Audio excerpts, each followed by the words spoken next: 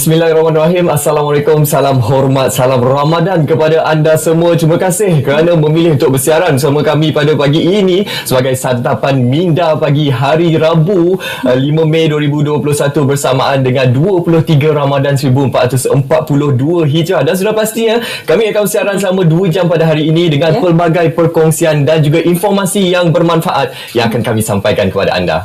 Saya Syafiq Aisyah dan juga ditemani Munawar Azmi bermula sekarang 8 hingga 10 pagi pastinya di saluran berita TMI Freeview 123 TV1 dan juga anda boleh saksikan kami melalui Facebook rasmi kami Nadi Seri Pagi. Apa pun Munawar, semalam telah pun diumumkan ada 6 daerah di Selangor yang telah pun bertukar status menjadi PKP. Dan mari kita lihat ini merupakan perinciannya. Yang paling penting sekali ialah sebenarnya apa yang boleh dan apa yang tidak boleh. Yang tidak dibenarkan beroperasi. Kalau kita boleh lihat di sini, premis makanan, restoran, food truck, penjaja dan kios dibenarkan 6 pagi hingga 12.30 malam. Kerana apa? Sebelum ini dibenarkan sehingga jam 6 pagi untuk bersahur. Tapi sebab sekarang dah bertukar status kepada PKP hingga 12.30 malam sahaja. Manakala kedai runcit, sebaneka dan keperluan harian 6 pagi hingga 10 malam, pasar harian, pasar tani 6 pagi hingga 2 petang dan stesen minyak 6 pagi sehingga 10 malam kecuali stesen minyak yang berada di Lebuh Raya. Seperti yang dinyatakan oleh Menteri Kanan Pertahanan Datuk Seri Ismail Sabri Yaakob semalam, pelaksanaan Perintah Kawalan Pergerakan di 6 daerah di Selangor semalam adalah berikutan penilaian risiko yang telah dilaksanakan oleh Kementerian Kesihatan Malaysia dan dinasihatkan kepada Majlis Keselamatan Negara berikutan peningkatan kes secara mendadak dalam tempoh beberapa minggu di 6 daerah yang diklasifikasikan sebagai kawasan berisiko tinggi. Dan ini merupakan SOP Hari Raya Aidilfitri 2021. Ya, ini juga sebenarnya dinanti-nanti oleh seluruh rakyat Malaysia semalam. Kita lihat perinciannya di mana takbir raya di masjid ataupun surau, kawasan PKP, PKPB dan PKPP dibenarkan mengikut ketetapan pihak berkuasa agama negeri, manakala kawasan PKPD adalah tidak dibenarkan. Solat sunnah hari raya di masjid dan juga surau, kawasan PKPD tidak dibenarkan, manakala kawasan lain PKP, PKPB dan PKPP dibenarkan dengan jumlah kehadiran serta penyertaan jemaah lelaki, wanita dan kanak-kanak mengikut ketetapan pihak berkuasa agama negeri. Dan antara yang menjadi perhatian juga semalam adalah berkaitan bagaimana SOP berkaitan ziarah hari raya bagi kawasan PKP dibenarkan pada 1 Syawal sahaja, iaitu kehadiran tetamu adalah tidak melebihi 15 orang, manakala bagi kawasan Perintah Kawalan Pergerakan Bersyarat dan juga Perintah Kawalan Pergerakan Pemulihan dibenarkan pada 1 sehingga 3 Syawal sahaja yang kehadiran tetamu terhad kepada 20 orang sahaja, manakala kawasan PKPD tidak dibenarkan. Ya, sebenarnya bila bercakap mengenai jumlah had itu macam 20 orang, tengok juga kepada kapasiti rumah.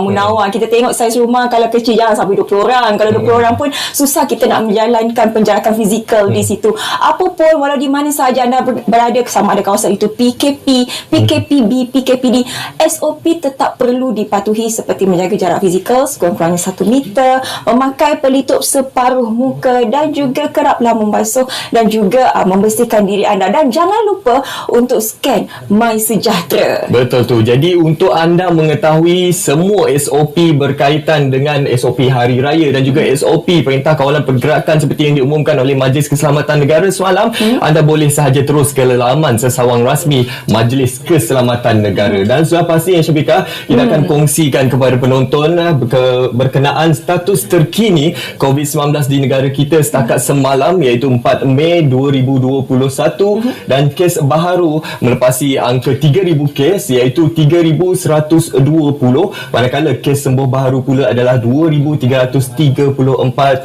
dan dengan duka citanya dimaklumkan bahawa terdapat 23 kes kematian baharu dicatatkan semalam. Kita lihat pecahan mengikut negeri pula di sini. Selangor mencatatkan pertambahan sebanyak 675 dan juga diikuti Sarawak sebanyak 620. Kalau kita boleh lihat, Perlis kembali Sifar. Tahniah kita ucapkan kepada polis. Ini menjadikan jumlah kes keseluruhan sebanyak 420,632. Ya, dalam masa yang sama kita ingin terus mewar-warkan kepada seluruh masyarakat Malaysia bagi yang belum mendaftar untuk program imunisasi COVID-19 kebangsaan, teruskan mendaftar. Dan sekarang ini kita kongsikan statistiknya dari segi laporan harian jumlah pendaftaran bagi program imunisasi COVID-19 kebangsaan setakat 3 Mei 2021 menghampiri angka 10 juta, iaitu 9,756,343 ataupun di segi peratusannya 40.20%. Lindung diri, lindung semua. Syabas dan juga tahniah kita ucapkan kepada mereka yang telah pun mendaftarkan diri. Kami sudah sedia, adakah anda sudah bersedia? Dan juga tahniah kita ucapkan kepada mereka yang menerima vaksin AstraZeneca hari ini, hari ini di kawasan-kawasan itu tu kita tahu ada di UM, ada di PWTC. Betul. Bolehlah masuk nanti di media sosial. Saya sudah.